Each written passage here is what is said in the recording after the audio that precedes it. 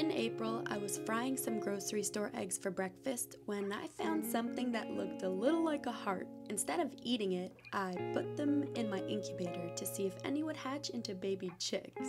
What I failed to understand here was that female chickens lay eggs whether or not there's a male rooster. So almost all of the eggs that we eat from the grocery store are laid by females who are not in the same coop as male roosters. And the only way for the miracle of a chicken egg to change into a baby is if sperm is transferred to the hen by a rooster. Otherwise, female chickens will continue to lay eggs regardless of the presence of a rooster. Now, depending on where the eggs are purchased from and what kind of farm they're laid at, there is a slight chance that one or two of them could be fertilized if the farm keeps the hens and roosters together in the same coop. But, of course, then everyone making breakfast would see little eggs hatching in their homes, and that wouldn't be a sustainable way of selling eggs, now would it? But I didn't know any of this before, so I thought that if I just put them in my incubator, they would definitely hatch and we would be like Albert the Quail. But after I did some research and I learned all of this, the eggs had already been in the incubator for 28 days.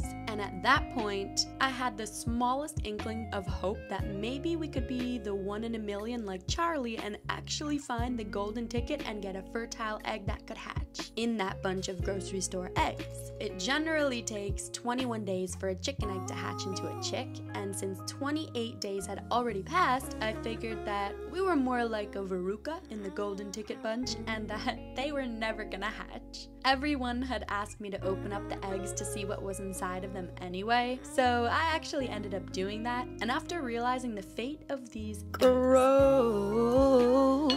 that is disgusting, I knew that I had to figure out a way to find actual fertile eggs and hatch chickens. So, fast forward to May. I found a farmer who let me rent 22 chicken eggs to hatch them, and the plan became that I was to raise them for 2 weeks after hatching, and then bring them back to the farm to live the remainder of their lives out in nature. Of course, I hoped that one day I'll have a farm of my own, but I knew I couldn't wait for that picture-perfect day to arrive.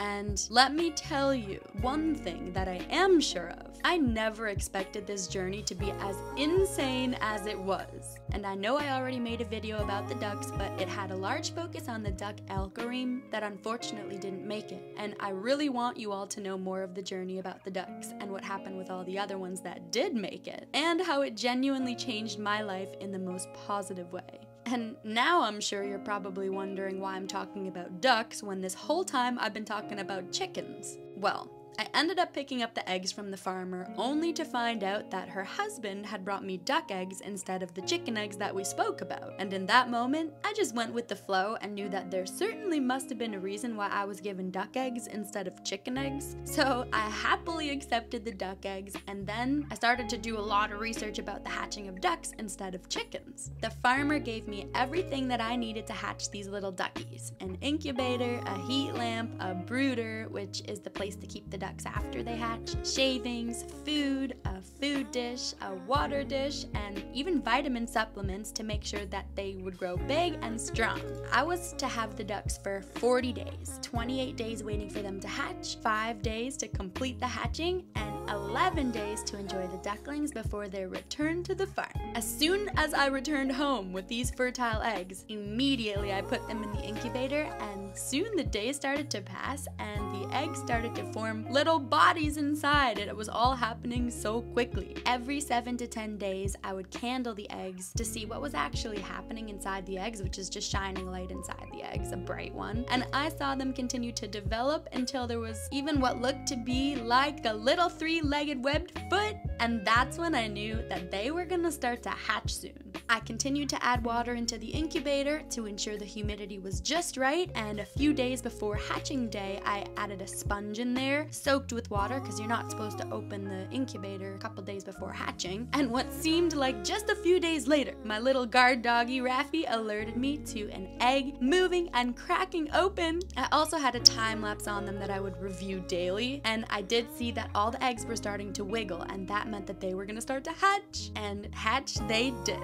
The very first egg took about 24 hours to hatch, a whole 24 hours. And honestly, it was one of the most beautiful things that I had ever seen in my life. Raffi stood by my side like the loyal little companion he is, because let me tell you that him and I stayed up all night during those initial 24 hours to make sure that we didn't miss the very first little duckling hatch. Raph was so confused and so delighted all at the same time. It was really cute to watch, and it was clear that this process was bringing life into both him and I, because it was such a beautiful experience to bear witness to. As the duckling nears hatching, it develops one tiny tooth on the tip of their beak while inside the eggshell, and it uses this tooth to peck through the eggshell and make one tiny hole, and then that hole turns into a bigger hole, and eventually the little ducky pecks through the egg in a circular motion, kind of like how you open a coconut. It bites its way down the middle of the egg, and gradually it makes its way out of the shell, pushing against the shell with its legs until it's able to fully release itself from inside of the egg. And once it breaks free,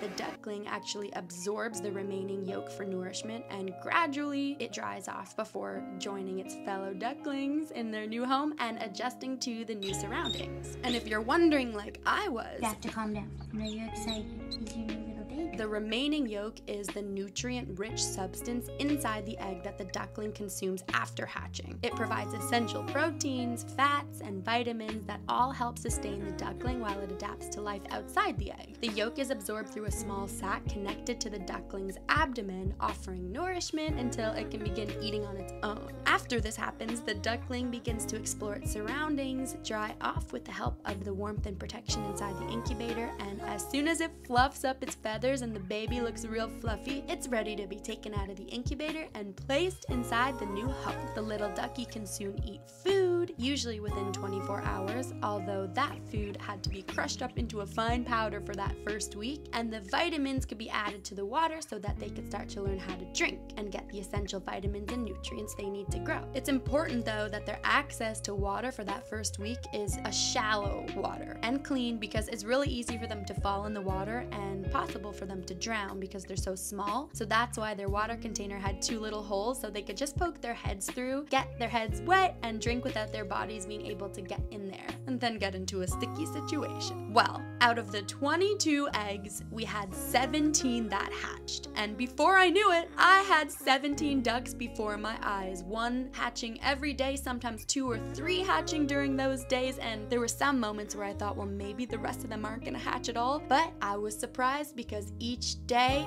passed and we had a new ducky all fluffy ready to be taken out of that incubator, and it was the best time ever. As more of them started to hatch, I think they prompted the others in their eggs to come out too, because they were chirping and they were moving around in the incubator, and almost immediately after they all became fluffy and found themselves in their new homes, they began to explore their surroundings and interact with their new environment and provide lots of warmth and love to their new siblings.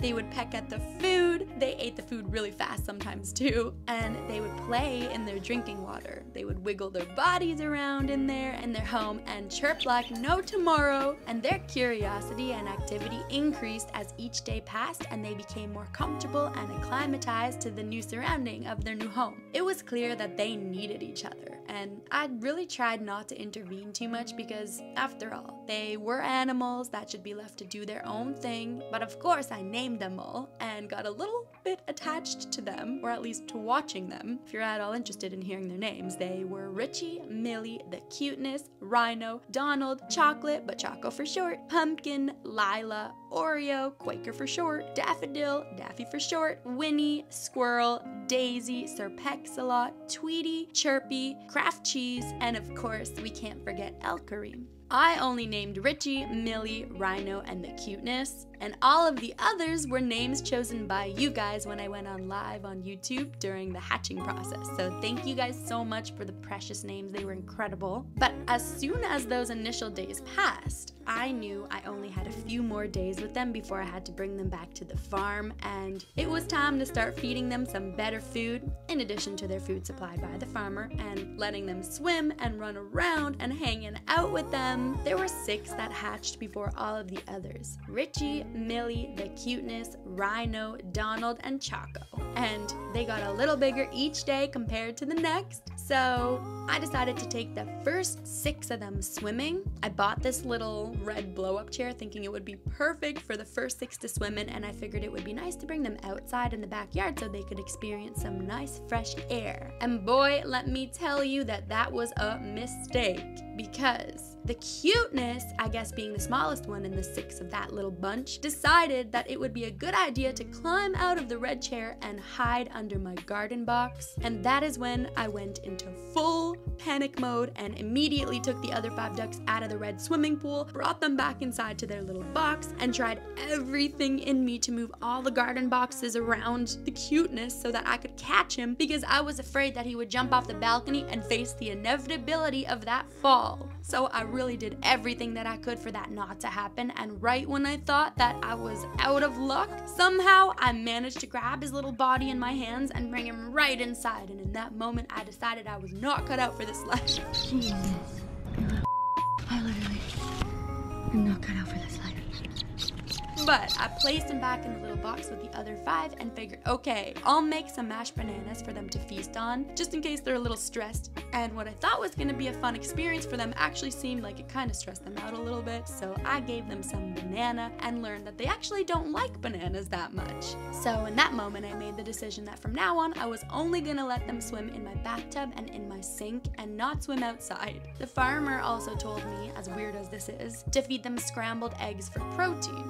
Scrambled eggs, next to protein, have a lot of benefits. They're really easily digestible for the ducks, and they also help support their rapid growth and development through the vitamins and minerals they contain. Everybody, scrambling your cousin. Plus, eggs have a really soft texture, and it's easy for the ducklings to eat and helps them get used to more solid food down the line. And boy, did I have fun feeding these ducks scrambled eggs. I ended up feeding them some every day, and you can really tell which foods they like and don't like based on their reactions, because look at them eat the eggs. In comparison to the bananas, it's gone in 5 seconds versus the bananas sat there for hours. But it was probably one of the cutest and funniest things I had ever seen. And at this point in time, a couple more days passed and all of the ducks were ready to go swimming together, finally. So I got the bathtub ready and let them swim in there. Swimming is amazing for the ducklings because it provides physical exercise, it helps them learn how to paddle, which helps their overall muscle development and duckling fitness. And swimming, it also mentally stimulates them. Something like a bathtub or a sink can offer a new environment to stimulate the ducks mentally and a form of enrichment. Plus, it also helps them to keep their feathers clean and in good condition, and even though the bathtub may not be the same as a body of water, it still allows them to engage in natural behaviors like preening, which is the process where ducks clean and arrange their feathers, and it is essential for maintaining healthy feathers. Plus, swimming with all their new siblings allows them to strengthen their bonds with each other and enhance the social interactions that they have, so that when I would take them back to the farm, they would be able to easily integrate with all the other ducklings there. And every day, I would switch from the bathtub to the sink, and it was the cutest thing ever, bringing them into the bodies of water and out of the bodies of water. It really seemed like they all enjoyed it too. This was not a stressful situation for them, so it made me really happy to see them enjoying it. Raffi loved the ducks so much too. Are you waiting at the door all day for the duckies? He would wait outside the door every morning for me to open it up so he could get a glance of those ducks and be Mama's little helper. And eventually one of the ducks even tried to nip at him in a playful way, and I think it was Daffy. But I do think it really confused him, because for a full day after that he wanted nothing to do with the ducks anymore. But then he slowly integrated himself back into the pack, and I think he adopted himself as the father of 17. I even had some friends come over to visit the ducks. Oh my god, this is crazy. You have to keep one. Yeah, where are you gonna keep one? Are you crazy? Yeah, I Everywhere. What do you mean they don't like tomatoes? These guys are sending the tomatoes. Are you gonna keep any of them? Maybe if I had a house. You feel safer with the boys. Who wants to go swimming? This little homie here? And everyone just loved them so much. They were so much fun. I took them swimming and fed them scrambled eggs with my brother, and it was very cute. My only wish that I couldn't make come true was keeping them, because as time passed, it was inevitable that I knew it would eventually be time to bring them back to the farm. I even spent one-on-one time with each of the ducks at night, taking each one into my arms and blowing hot air on them, doing little chirps, getting to know them, and a few of them started to really seem like they were treating me as their mother, but I didn't really want them to to think that I was their mother because I didn't want them to be too attached to me so that when they went back to the farm, they would be okay without me. So in the mornings, I took them out of their home one by one with a paper towel and disinfectant spray, of course, right behind them, and I tried to see if they would follow me. To get a duckling to follow you, you have to start by gently encouraging it with soft, reassuring chirping sounds in a calm and friendly tone. I moved slowly and consistently back and forth down the hallway and allowed the duck to come at me at its own pace. I found that repetition and patience were really key here, so I kept doing this every day until 2 or 3 of them actually started to follow me more reliably. Not fully though, but again, I didn't want them getting too attached, so I tried to make this a fun game to help develop their brains versus getting them to think that I was their mother. And Rafi was really jealous, of course, but I think that he knows that he's always number 1 in my heart. Hey guys, never heard the guitar before, and you're about to.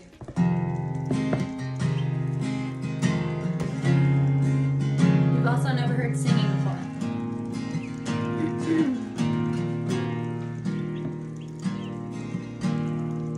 Your box, you surround yourself with all of the intentions that you say, but your light stops. You go up and down and all around until you end up in debt.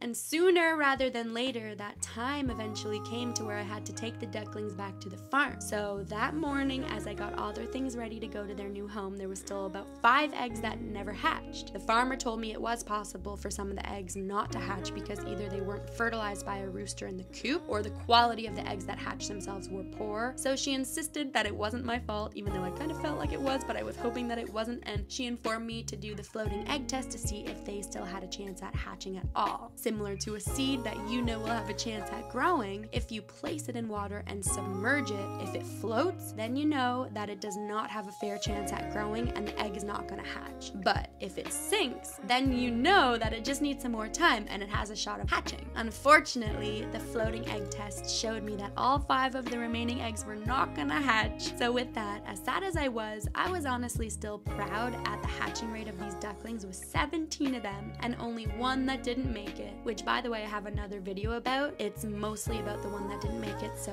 if you'd like to watch it, it's on my channel. But I started to make my way down to the car with all of the duckies, and soon I arrived to the farm and said my goodbyes to all of my children. And listen, since I was mistakenly given duck eggs instead of chicken eggs, which actually turned out to be the best mistake to ever have been made before, I realized that I never got the chance to experience the dream I had of hatching chicken eggs. So after I dropped the ducks and a few months passed, I called the farmer and she agreed to let me rent 22 more eggs, but chicken eggs this time. So get ready, because on September 23rd, we're about to hatch some chickens too.